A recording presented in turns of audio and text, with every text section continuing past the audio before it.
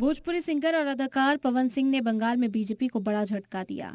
आसनसोल से उम्मीदवार के ऐलान के 24 घंटे के अंदर उन्होंने इंतखाबी मैदान से हटने का ऐलान कर दिया।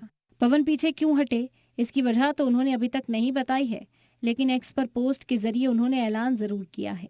बीजेपी सदर जेपी नड्डा को टैग करते हुए उन्होंने लिखा कि बीजेपी आलाकमान का दिल से शुक्रिया अदा करता हूं। पार्टी ने मुझ पर भरोसा करके आसनसोल का उम्मीदवार बनाया, लेकिन किसी वजह से मैं आसनसोल से इलेक्शन नहीं लड़ पाऊंगा। पवन सिंह ने अपने कदम पीछे खींचे तो टीएमसी को बीजेपी पर हमला करने का मौका मिल गया। ममता बनर्जी के भतीजे और अभिषेक बनर्जी ने निशाना साधते हुए एक्स पर पवन सिंह के पोस्ट को कोट करते हुए लिखा, ये मगरबी बंगाल के लोगों की जज्बात और ताकत है। माना जा रहा है कि पवन सिंह के इलेक्शन में न उतरने के ऐलान का असर बंगाल में बीजेपी की चुनावी स्ट्रेटजी पर पड़ सकता है, क्योंकि बीजेपी ने 195 उम्मीदवारों की पहली लिस्ट में ही बंगाल के लिए 20 सीटों पर उम्मीदवारों के नामों का ऐलान किया था, जिसमें पवन सिंह को आसनसोल सीट से उम्मीदवार बनाया गया था।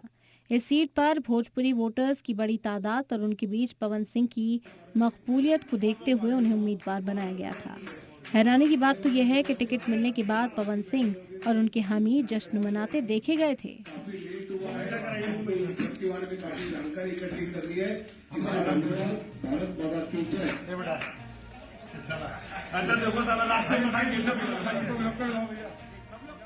उसके कुछ घंटे बाद ही उन्होंने इलेक्शन लड़ने से इनकार कर हर किसी को हैरान कर दिया।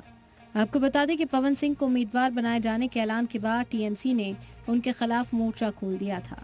टीएमसी की राज्यसभा एमपी सागरिका घोष ने उनके गाने के कई हिस्सों को बंगाल विमेन के खिलाफ बताया। उन्होंने हम हसीना बंगाल के गाने के बोल पर सवाल उठाए। उसके बाद पवन सिंह को लेकर बंगाल में कशीदगी शुरू हो गई।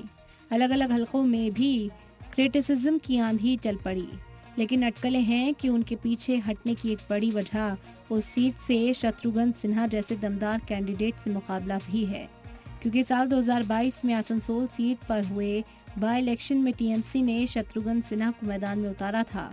उन्होंने बीजेपी कैंडिडेट अग्निमित्रा पाल को 3 लाख से ज्यादा वोटों से करारी शिकस्त दी थी।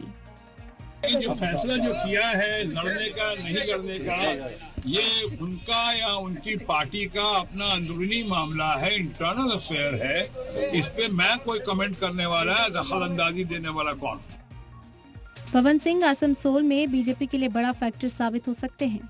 साथ ही उनके जरिए बीजेपी की स्ट्रैटेजी बंगाल में रहने वाले भोजपुरी वोटर्स को साधने की थी।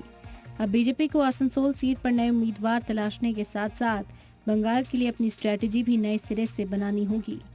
ब्यूरो रिपोर्ट, सलाम टीवी।